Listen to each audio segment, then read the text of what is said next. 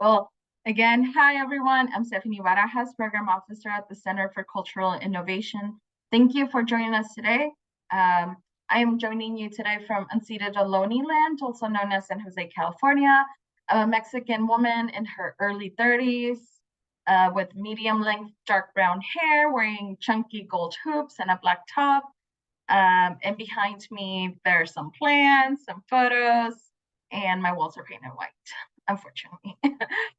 So during this information session, we'll provide an overview of the CALI Catalyst guidelines and application, offer some general application tips, and conclude with a Q&A where you will be able to participate. You'll have the option to drop questions in the chat, or you'll be able to raise your virtual hand. If you're new to CCI, we're a 501c3 nonprofit grant-making intermediary that was founded in 2001. We're headquartered in LA with an office in the Bay Area as well. And, we're fully remote. We're a fully remote staff. So we're all kind of throughout the state and the US. So our focus is mainly on supporting artists and arts workers. And we do this through commission research, grant-making programs such as CALI Catalyst, and now we're also dipping our toes into advocacy, which is really exciting. We offer a range of regional and statewide grants, some longstanding and others that are one-time opportunities, and each with a different priority, such as supporting professional development activities like our Quick Grant, new work development, and creative entrepreneurs, all of which you can learn more about throughout the funding section on our website. And if you haven't noticed, the common thread across all of our programs is that CCI supports individual artists and arts workers because unlike other grant-making intermediaries, we do prioritize the flow of resources to individuals rather than organizations. So we've dropped the link in the chat for you to check out. So now, yes, we can go to the next slide. So what is CALI Catalyst? So CALI Catalyst is a CCI grant program that awards unrestricted grants of up to $7,500 to California artists and arts workers who are on the front lines of affecting greater inclusion, access, diversity, and equity in the arts and culture sector. So what does this mean? It means that this program supports California change makers who are creating tangible impact within the arts and culture sector in ways that is shifting power and influence to historically underrepresented voices and historically marginalized communities. So the program was launched in 2021, and it came out of a moment when in California and around the country, right, individuals in the arts were taking bold actions to upend systemic inequities in the arts and culture sector. And they did this with, by risking their jobs, their social standings, their reputations, and more often than not, their hard labor went unpaid. But the results of their actions had profound impacts on the sector. And we will go over a few examples later on to really kind of to show you what we mean by like tangible change and impact at a sector-wide level.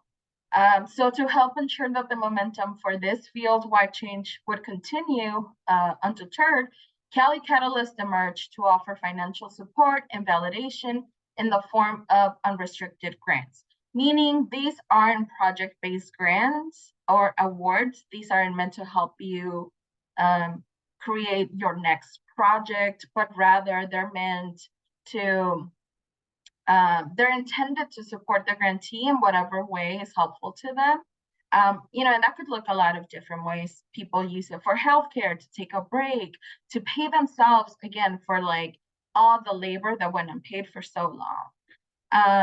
And like I mentioned, we'll be sharing some examples of what we mean by these bold actions later in the presentation. So next slide. So who does CALI Catalyst support? This grant prioritizes support of the following. So applicants whose bold actions started in 2020 or later, And these actions are upending the status quo that has held the arts and culture sector back from realizing greater inclusion and equity by tangibly helping underrepresented communities. Right? And some of these communities include Black, Indigenous, people of color, LGBTQIA+, and people with disabilities. So they're helping them gain more influence and power at industry-wide levels. So it also prioritizes applicants who played a causal role. That means like they were the lead of the change-making action that took place. Meaning they decidedly influenced change at an industry level in the arts and culture sector. So we're also prioritizing, applicants who are of underrepresented communities, but even if they're not, their bold actions are in the interest of underrepresented communities or historically marginalized communities, and who are visibly moving the needle for these communities, again, to have more inclusion, influence, and power in the arts and culture sector. We're also prioritizing those who are in non-metropolitan regions, namely outside of the San Francisco Bay Area and in LA County. And lastly, applicants who have not previously received CALI Catalyst funding. That doesn't mean they're ineligible, but just in a competitive round, we will prioritize these groups of people that I've mentioned. So next slide. So CALI Catalyst will offer 2 open application rounds in 2024. The first one, which is currently open, will be open from March 13th to May 6th. And applications will close at 11:59 a.m.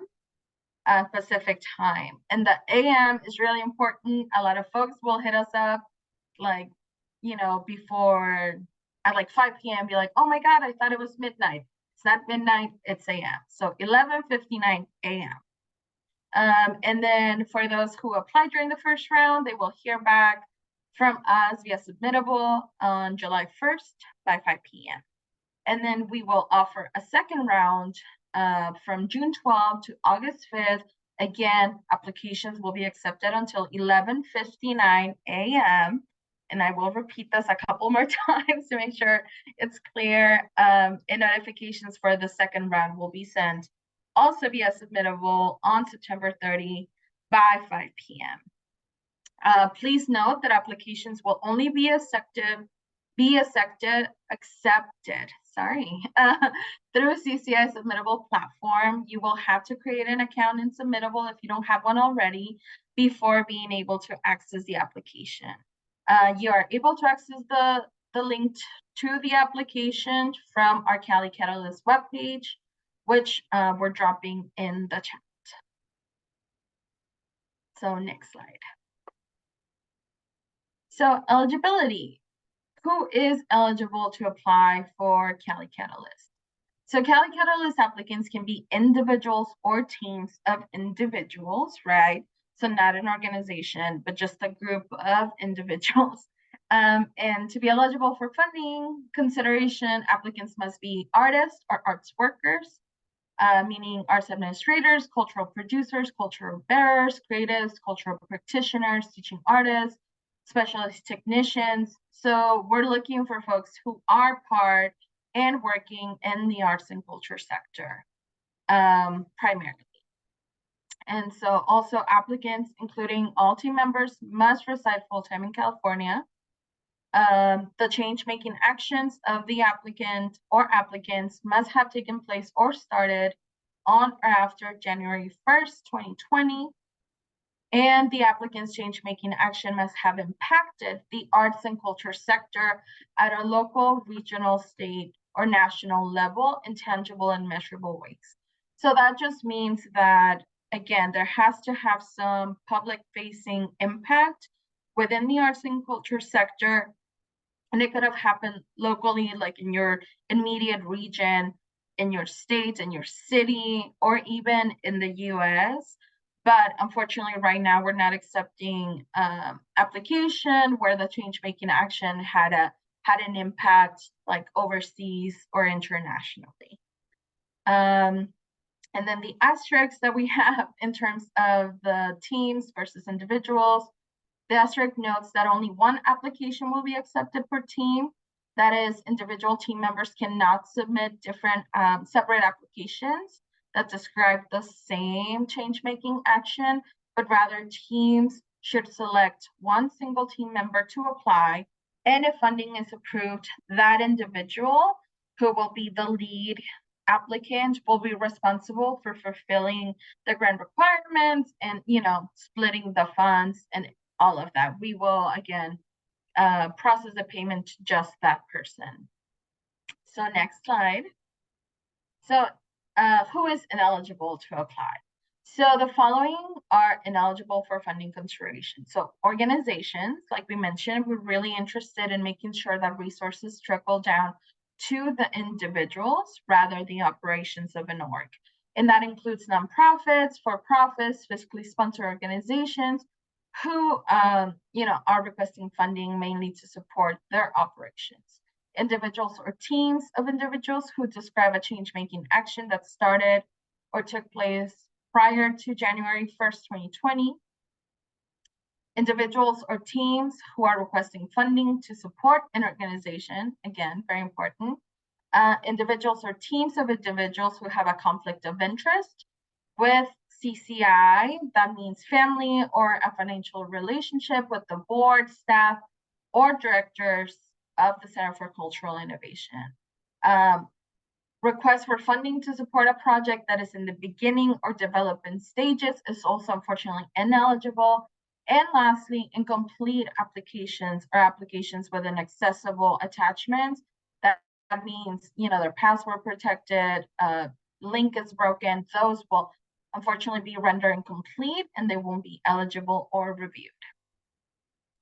And then I wanted to offer some clarity around what we mean in terms of individuals and teams who are associated with an org.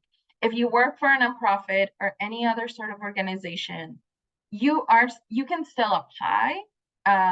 However, what we mean is like the change-making action must have been influenced and driven by the individuals within the organization and align with the rest of the CALI Catalyst review criteria. Again, additionally, if awarded funding, if you are selected as a grantee, individuals or teams should direct the funds to the individuals rather than the operations of the organization.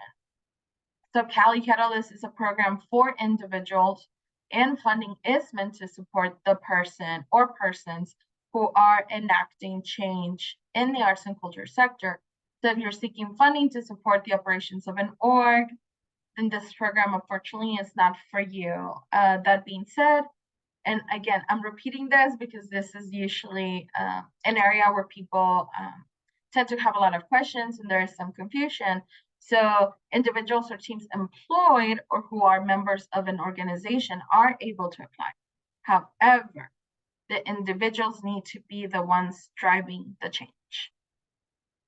And also, we also want to note that like simply engaging with like DAI efforts, or like creating awareness about an issue does not align with the scope of this program. So it really, we're talking about tangible impact within the sector. Next slide. So review criteria. So applications will be evaluated based on their ability to align with the following criteria. So one is impact on the arts and culture sector. I know we've been talking a lot about this. So we have a couple of questions that we hope will help you figure out like if this truly aligns with the work that you're doing. So some questions that we have is the applicant's change-making action creating a tangible impact and shifting an entire arts and culture sector away from the status quo, such as the museum or theater sectors? So meaning, does the change-making action resulted in visible, measurable, and concrete results beyond creating awareness about an issue? Two, is the applicant helping historically marginalized communities gain more power and influence within the arts and culture sector in tangible and measurable ways? So this could happen through the shift of power within leadership dynamics or organizational structures, or by influencing industry and regulatory policies and practices. And did the applicant play a causal role in the change-making action and its impact? In other words, was the applicant directly involved in driving the change-making action and its effects? Number two is the intention to enact greater inclusion, access, diversity, and equity within the arts and culture sector. So is the applicant's change-making action meant to help historically marginalized communities gain more influence and build power within the arts and culture sector? And what was the catalyst for the change-making action? In other words, why did the applicant decide to take this action, right? Like, what were the circumstances that led you to want to do this? And three, the informed perspective. So does the applicant have direct experience within the arts and culture sector? And do they belong to a historically marginalized community? So when we're reviewing the applications, those are the three areas that we will be using as our lens to review the applications to ensure that it aligns with the goals of the program. So next slide.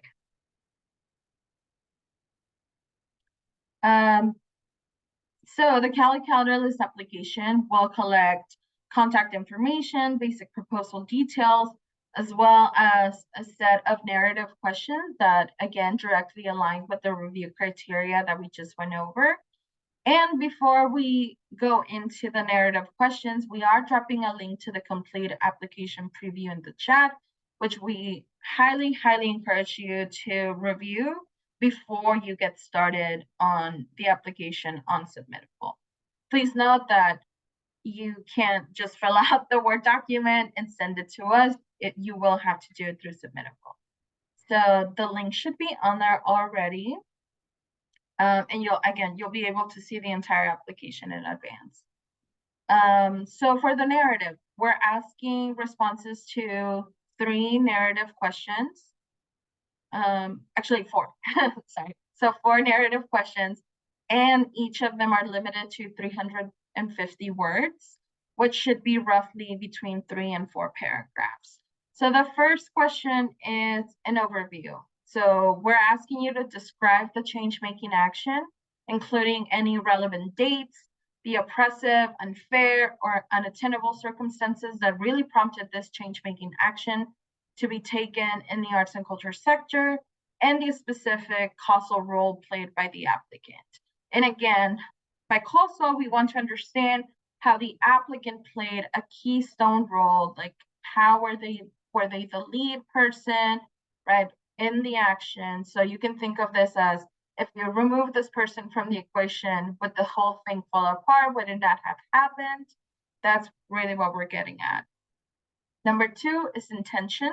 So why did you undertake the action? What were your expectations?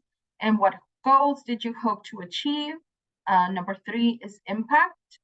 So what was the actual impact or outcome of the action? So in your response, we're asking you to describe the scale of impact in the arts and culture sector, and to cite any tangible and measurable ways in which underrepresented or historically marginalized communities gain power and influence. So it's important to remember, right, that applicants who can point to the action's impact in tangible and like measurable ways, or like, i.e. the results, will be more aligned with the grant review criteria than applicants whose actions are described as having the potential for impact. So, I should add that we often hear about actions that resulted in an increased visibility around an issue, right? Like creating more awareness, and which we understand it's totally important. But what else resulted that directly shifted power and influence to underrepresented voices or historically marginalized communities? And lastly, perspective. So you have to describe the applicant's direct experience within the arts and culture sector, indicate whether the applicant belongs to a historically marginalized community. And then in your response, you can also include how long you've been in the sector, any roles you've played, communities you've supported, and any other factors that might have informed your point of view and the actions that took place. So next slide. So in addition to the narrative responses, applicants will also need to prepare the following support materials. And please note, and I really want to emphasize this, materials provided, any support materials provided will not be used to assess artistic merit or excellence, as neither are relevant to the CALI Catalyst program. We're really looking for folks who have had an impact within the sector. And so that's what we need. We want to see, right, like public facing proof that there has been a result or like an impact after that change making action was taken. So the things that we will be requesting are one, to upload a copy of your resume, CV, or bio. So the document uploaded, whichever format you prefer, should reference the applicant's current roles in the roles in the arts and culture sector. It should not exceed 2 pages, and this is important. We will only review those first 2 pages. So if the first 2 pages don't show us that you have a background in the arts and culture sector, then unfortunately you won't be competitive. So make sure that like you get it down to those 2 pages. We're also asking applicants to upload up to 3 ephemera, so that means materials that are directly related to the applicant's change-making work. So, the most helpful materials will prove that the action and its impacts were visible in the community, in the region, or in the field or sector, and they document in a publicly accessible way, the results that the change-making action had. So this includes, this could include anything like articles, press, social media posts that have amassed some attention, official records like meeting minutes, an arts council agenda, anything that would help us show that, again, this had a public-facing impact. Screenshots, photos, videos, all of that would be helpful. And we also ask that you check your uploaded support materials to ensure their functionality. Again, applications with inaccessible uploads, such as corrupted or password protected attachments, will not be reviewed. So next slide. So application tips. We have a few basic tips that are going to help you with or that we hope will help you with your CALI Catalyst application and with your applications to other funders in general. So one is review all ephemera. We spent a lot of time trying to give you all the information that we can within the guidelines, the FAQs, the application preview. We also have available 3 visual grantee directories that tell you more about some of the past CALI Catalyst grantees. And I think that's a really great way to get a better sense of what it is that folks are doing within their communities, the type of public-facing impact that their work has had, and just to learn more how, right, like CALI Catalyst is manifesting around the state. We also recommend that you can reference this webinar. You can reference the presentation deck that we shared with you. We are also hosting 3 drop-in Q&A sessions where we'll just be on Zoom. You'll be able to drop in and ask questions and get support from staff in real time.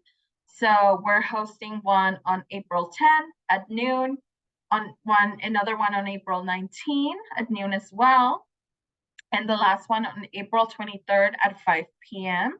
For those of you who cannot make those earlier ones, you are able to register on the CALI Catalyst webpage. If you scroll down, you'll be able to see the information there. The other thing that we really recommend is to be clear and to the point. Sometimes folks get really caught up in, technical, flowery, dense, abstract language, and the point that you're trying to get across gets lost. So we really recommend that you assume actually, we recommend that you don't assume anything. The only thing you should assume is that we don't know anything about you, about the work that you're doing, about the communities you're influencing. And so talk to us again as if we don't know anything. And that's what you want to put down on the application, right? Like a lot of the time, the panelists, the folks reviewing the applications don't really know you or the work that you're doing. So you can't assume that they'll have an understanding of a particular term or a particular circumstance or thing that happened. So you want to make sure that you get everything on the paper, because that's all we have to go off of.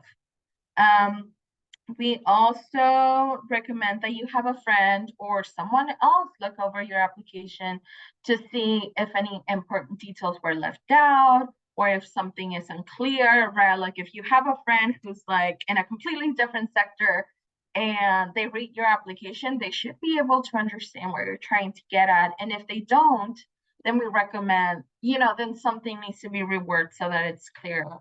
And lastly, we do encourage you, highly encourage you to reach out to CCI staff with any questions. We're available over email or over phone. You can email us at grants@cciarts.org. And we just ask that you include CALI Catalyst in the subject line if that is the program that you have a question about. Our number is 415-288-0530.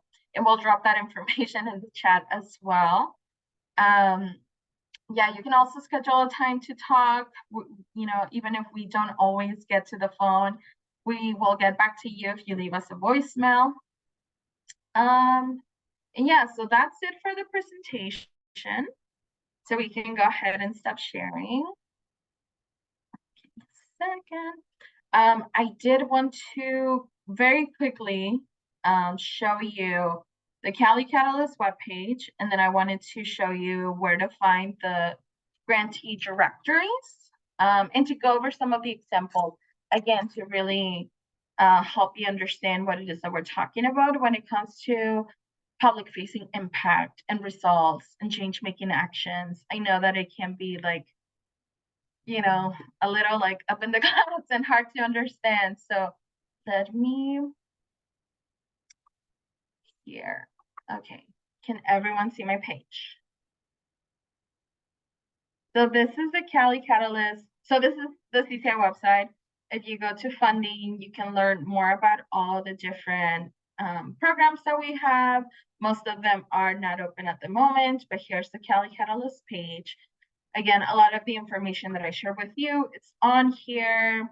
You can learn more about eligibility, how to apply, when, deadlines. Here are the drop-in registration links.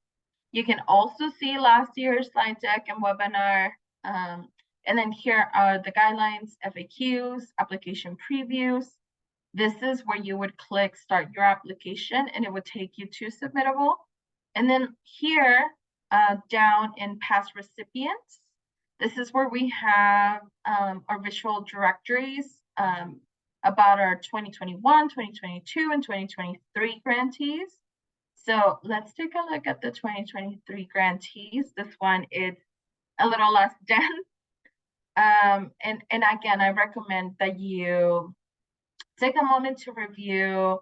Here are the contents, tells you more about the program, and then our grantees. So some of the individuals that received a CALI Catalyst grant last year are the folks here. So we have Genevieve Aleman. So Genevieve lives in Riverside County, more specifically Moreno Valley. And she realized that Moreno Valley didn't have a lot of public art. She realized there wasn't a lot of funding to support the arts. And what she did was she galvanized Moreno Valley residents through the use of her social media presence and through the work that she was doing with her dad as an artist. And she was able to help folks come together and advocate to City Council to establish a public art fund. So now, because of the work that she did, a 1% right of new developments like the 1%, like 1% of the funds of new development is going to be directed towards this new public art fund, which will support any, public art happening in Moreno Valley. So she saw a need, she took action, and something that was really tangible and public facing happened, right? Like now this public art fund exists in Moreno Valley that it didn't before, and that it wouldn't happen until, she did something about it. So that's what we need. So we also have Luna Hi John B in Santa Cruz County.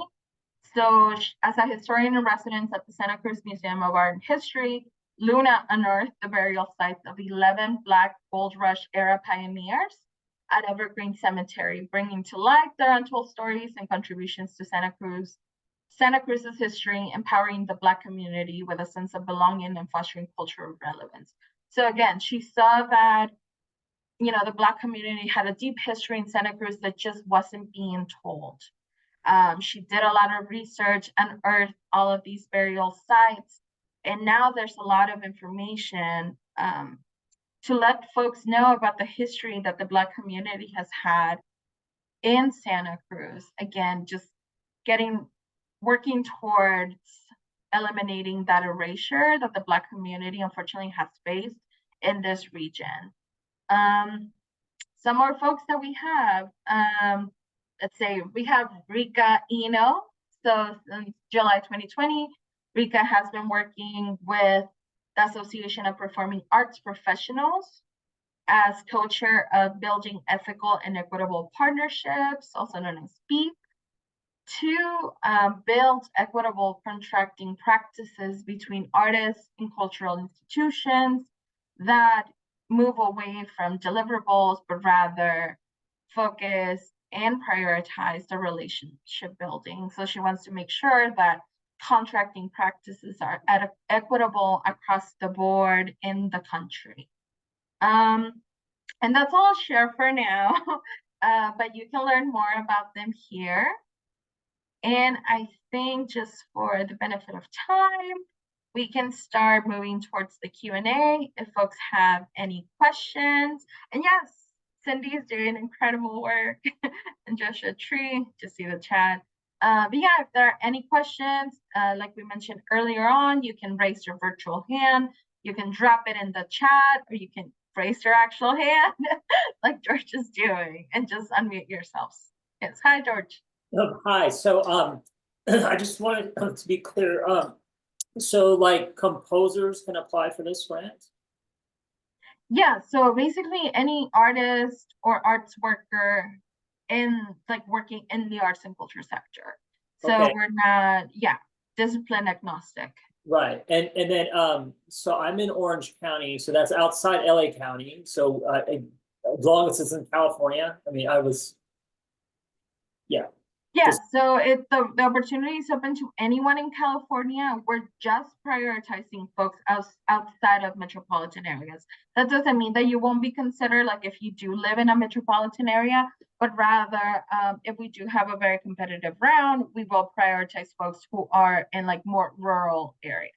So would you consider Orange County a little bit more rural then, or? I wouldn't. It's pretty backwards out here, trust me. I don't know if you heard stories, or it's like, Yeah, I think when it comes to rural, we really are talking about those areas that are far from resources but I mean, again, you're still eligible. We may just prioritize folks in rural areas if we have a competitive round. Okay. Any other questions? I'll come back around if I do. But, okay. Yeah. So we have one in the chat. So is Sacramento considered a metropolitan city? A good question. I mean, it's definitely a city. I think I would say, right, places in Central California. I think we all agree that that's more of a rural area. We don't necessarily have a definition of what's rural, what's urban, like who has access to resources or not. So I would say if you are in Sacramento, like let us know, like do you consider Sacramento? And I guess I would say this thing to you, George, like, you know, do you consider the region where you're at to be a rural place, or just like a place that's really lacking resources? And how is that affecting you? And like, how did that influence the change making action that you took on? Well, I would say that so I was born in Seoul, South Korea. I'm half Asian. And I grew up in Los Angeles. And when I lived in LA, there were so many opportunities as an artist. You know, I mean, I performed at the Getty and on KCRW and Amoeba Records and stuff. And then I moved to Orange, and it's just like, it is like bleak. I mean, there are a few places. Like I did a concert at SoCo Performing Arts Center, but it's not, you can't keep going back there. You know, it's not like once you played there, it's kind of it. And it's just like, it is like, you know, I mean, I've even offered to do free shows, and people are just like, they're not, you know, I consider it to be pretty bleak as far as the arts go. And you just don't see it. I hear about more stuff happening. I have a colleague that lives in like Barstow area, and it seems like there's more opportunities for him to do stuff out there. And I know someone else that lives in Joshua Tree out in that area, and there's like 3 or 4 venues that will constantly be doing stuff like Coachella Valley. It's like I just feel like Palm Springs, like they kind of know, so they're more like okay, let's try to really do something, as opposed to Orange County. I feel like, well, whatever, you guys can go to LA if you need to, you know. So I'm going to say Orange County is pretty cool. I'm just going to say that, like, so yeah, right. Like I'm not based in Orange County. I'm not in Sacramento. So like I'm in the area. So yeah, we're just really looking for folks to really paint the picture of like, what were those circumstances that led you to take that change making action? In the last 3 years, I've done 1 performance in Orange County, and I've done, you know, dozens, you know, Long Beach, whatever, you know, it's just not happening, you know, so. Yeah. If I could just say one thing, I put the question in there as far as Sacramento being a metropolitan city. And first and foremost, I just want to say thank you all for the time and space that you guys carved out for us artists to go ahead and put our projects out there. It means a lot as an artist. The reason why I put that question in there as far as Sacramento is because I think Sacramento, it would be considered a metropolitan city, but there are so many different pockets in Sacramento. Sacramento's a big city, and there's like Rancho Cordova, Folsom, you know, there's all these different little pockets, and certain pockets are neglected more than others.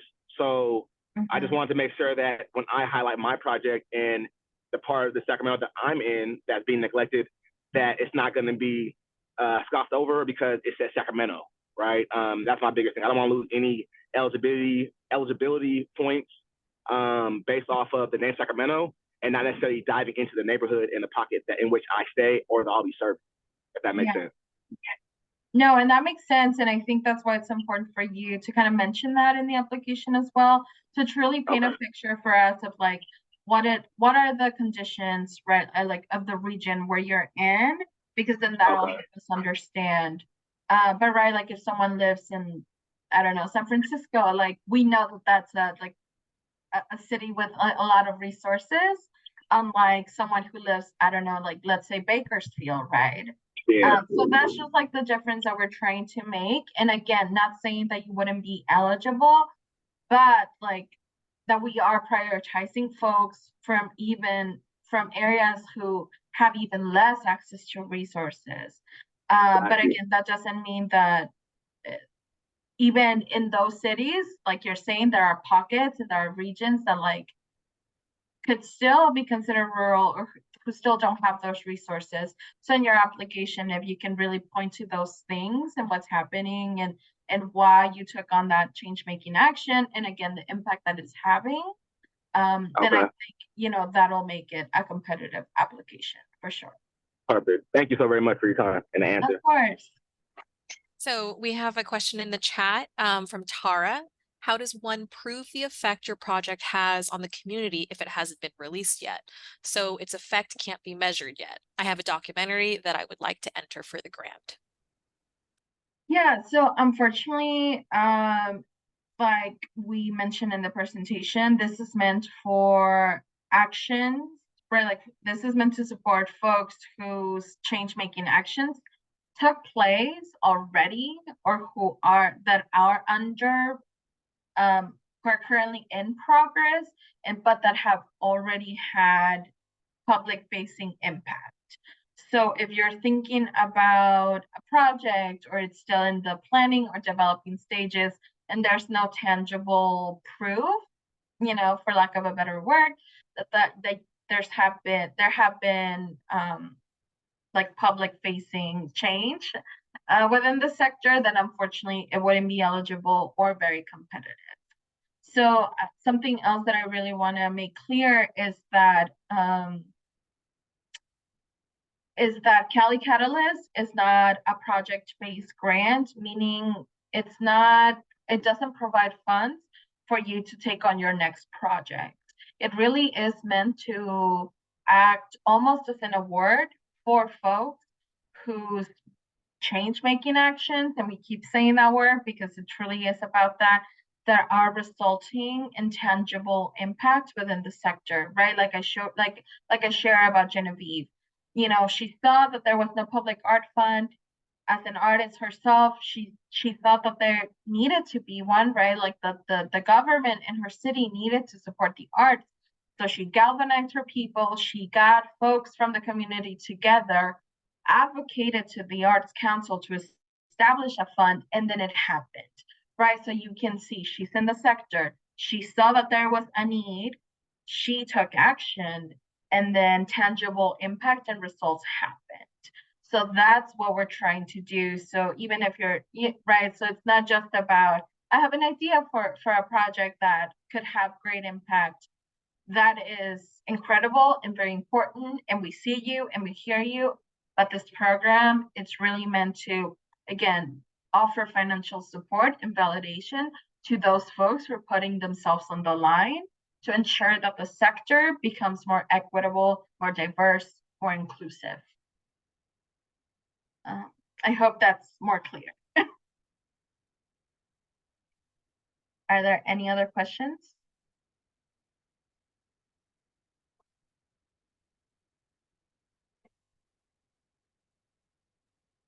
Not seen in the chat. Oh, I just want to say that I think Dayanita, I hope I'm saying that right. That is true as well. I know that even in urban cities like San Francisco, right, like where there are a lot of resources, they're not always going to the folks that really need them, or they're only staying within certain groups or areas. And so we see that as well.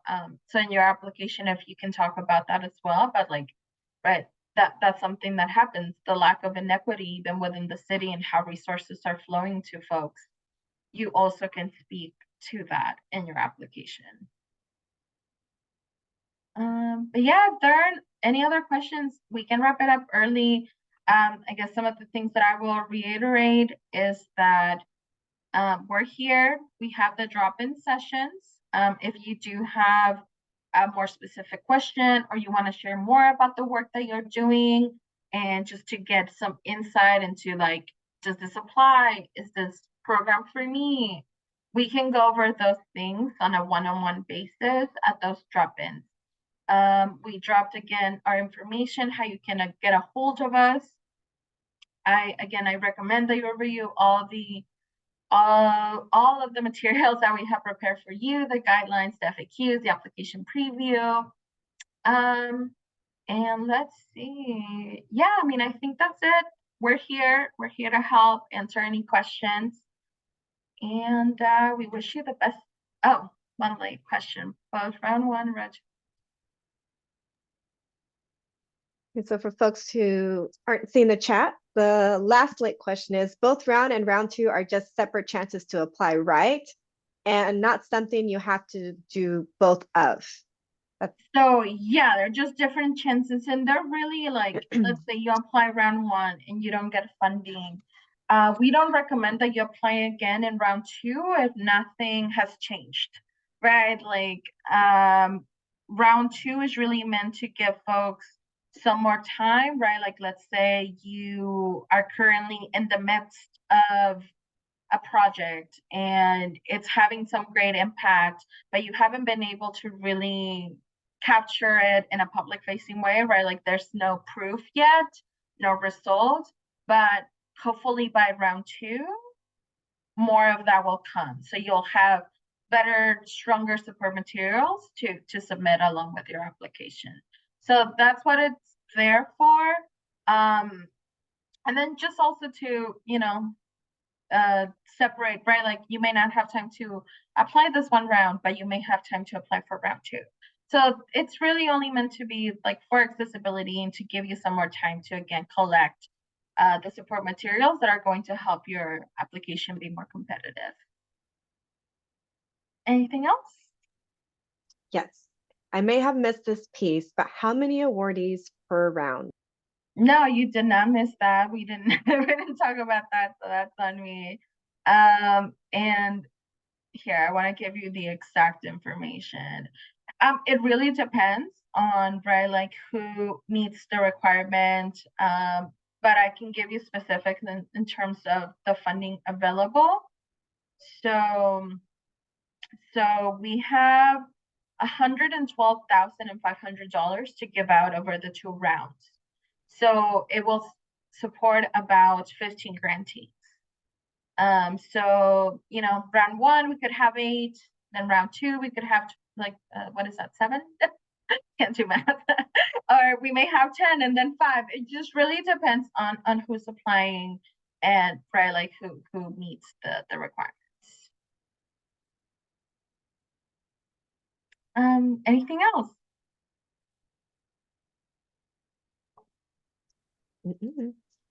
No. No? All right. Well, again, thank you all so much for joining us today. I hope this was helpful. And again, if you have questions, we're here to support you. You can email us, you can call us, or you can register for a drop-in session.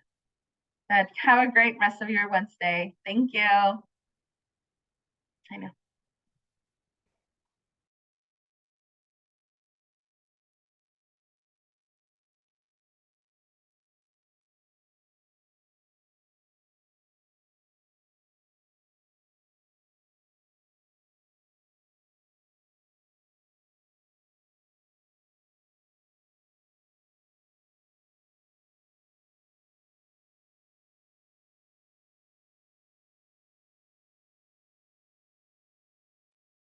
Okay, I just moved folks to waiting room because forever to leave.